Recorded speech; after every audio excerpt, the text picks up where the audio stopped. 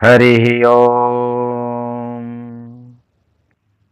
नारायण नमस्कृत्य नरं चैव नरोत्तमं देवीं सरस्वतीं चैव ततो जयमुदीरयेत्। धर्मदृढबद्धमूलो वेः स्कन्धः पुराणशाखाढ्यः कृतकुसुमो मोक्षफलो मधुसूदन पादपूजयति। बोलिए सच्चिदानंद भगवान की जय। विजया एकादशी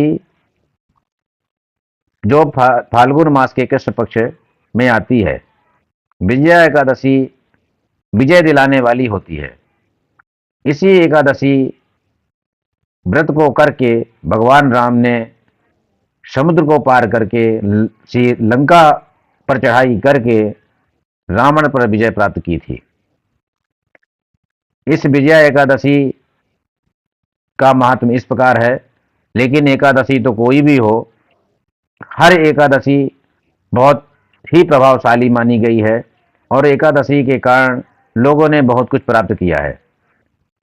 कहा गया है वेदों में, यथा पुण्य समम मित्रम नास्ति शास्त्र समो गुरु तथैव एकादशी तुल्यम व्रतम नास्ति जगत्त्रये।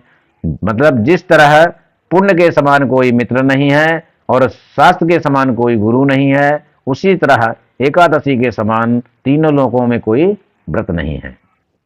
एकादशी का महत्व भगवान श्री कृष्ण युधिष्ठिर को बताते हैं।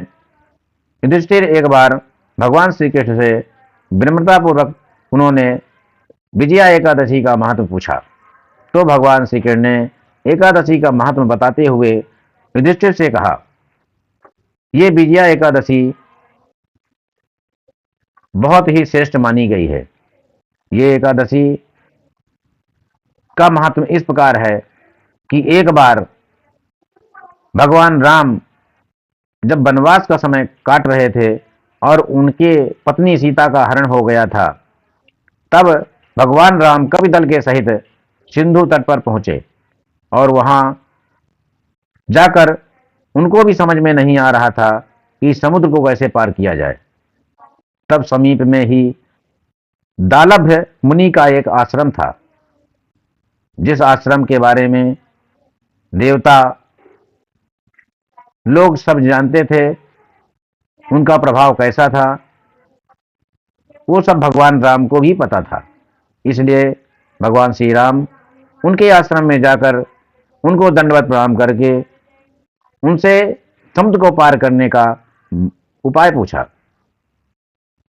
तब दालभ्य मुनि ने उन्हें बताया कि कल एकादशी है और एकादशी का व्रत करके आप जो है समुद्र को पार करके रावण पर विजय प्राप्त कर सकते हैं।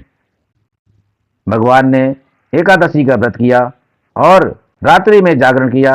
सुबह होने पर उन्होंने पूजन किया और ऐसा करने के बाद उस एकादशी के प्रभाव से भगवान श्री राम ने समुद्र को पार करने के लिए एक पुल बनाया और पुल से उन्होंने समुद्र को पार किया और रावण पर विजय प्राप्त की। ये कथा भगवान श्री कृष्ण ने युधिष्ठिर को सुनाई और ये भी कहा, ये कथा मैं तुम्हें इसलिए सुना रहा हूं क्योंकि तुम धर्मात्मा हो।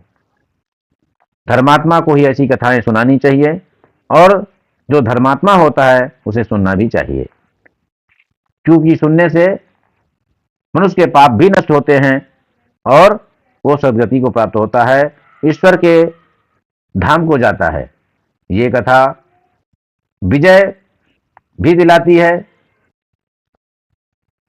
धन भी दिलाती है, ऐश्वर्य भी दिलाती है।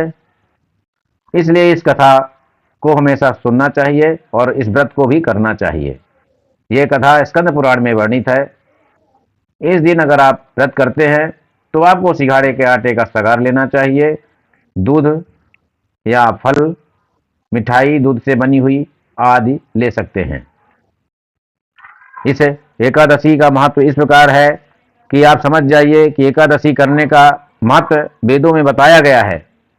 यथा समस्त देवानां श्रेष्ठो विष्णु प्रकेततः तथा सर्वव्रतानां च श्रेष्ठमेकादशी व्रतम। मतलब जिस तरह सभी देवताओं में भगवान विष्णु को श्रेष्ठ कहा गया है, उसी तरह सभी व्रतों में एकादशी को श्रेष्ठ कहा गया है। आज एकादशी का महात्मा हमने बताया है और एकादशी की उत्पत्ति और भी बहुत सारी चीजें मैं आपको बताता रहूंगा। और मैं आशा करता हूं कि ये एकादशी का महात्मा जो मैंने आपको सुनाया है ये आपको जरूर पसंद आएगा, और अच्छा लगे तो जरूर लाइक करिएगा, सब्सक्राइब करिएगा और शेयर करिएगा। इसी के साथ जय श्री राधे, राधे कृष्ण।